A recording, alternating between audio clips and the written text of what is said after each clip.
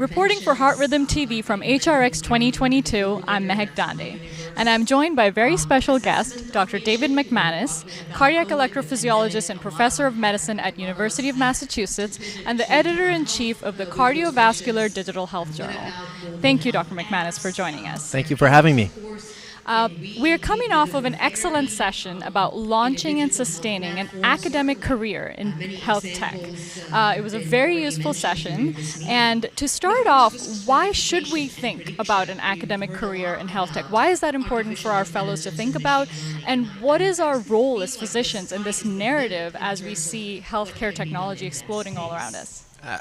Great questions, and I'm glad you were able to join the session.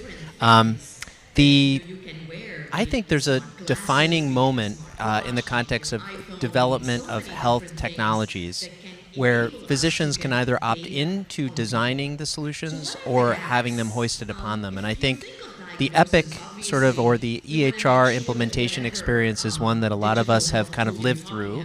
And that was really one that was a top-down implementation. And it's had all kinds of positive impacts, but it's also had tremendous impacts that are not so positive on connections with patients, day-to-day job satisfaction, and any number of other patient quality clinical outcome measures. So I use that as a point to simply say that, and actually the Apple Watch would be another where a brand new technology was released to market with very little thought about how it would actually be implemented in the context of clinical care. So that's really where I think when you say what is the opportunity for trainees, they are the users of these technologies, but they are also the advocates and professionals that are going to be working with patients that are best suited to identify how best to deploy technology to improve the care of their patients. And then, importantly, how other types of care professionals, how trainees themselves need to interact with technology as part of their training journey. So I think academics in general have the both privilege and opportunity to think big picture and also to think about the next generation. And to me, this conference is as much about why it's important for trainees to get engaged in digital health as how they do it, and ultimately, in the long term, how we do it right.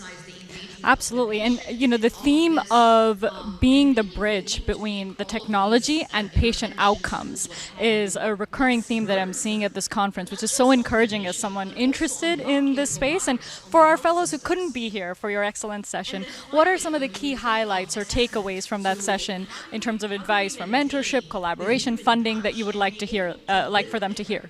Yeah, I think one of the things that drew me towards a career in digital health in general, but certainly in the context of academics, was the fact that it's a team game. This is a team science-oriented field where you're working with behavioral scientists, informaticians, data scientists, engineers, between industry and academia, between health system and school. I think there's so much opportunity for collaboration. To me, that's very energizing. And I think that's something also that came up in the context of this session, which was look outside of your swim lane of it being an electrophysiologist or cardiologist into some other areas, either within your institution or across the country or potentially across the globe, for great mentors and collaborators. So mentorship was a theme. The other thing we discussed were think about this from the perspective when you're trying to innovate or develop and really do your first project. Think big, but start small. Pick a project that you can successfully execute without a lot of extra time and money, that's within your scope and area of interest, and think about how you can contextualize it and deliver value back to your team. So those are some themes. Thinking big, but starting small, mentorship, building a team, and thinking creatively and being also resilient, because inevitably when you try to innovate, some of your ideas are not going to work. But how do you fail forward? Dr. Hahn said it really well. How do you fail forward? How do you make your learning from an experience valuable for the next go-round? Thank you so much, Dr. McManus. That's really, really helpful advice, and I'm sure our physicians and trainee will greatly appreciate it. Thank you for your time. Oh, thank you. For more inspiring content from HRX 2022, stay tuned. Thanks for watching.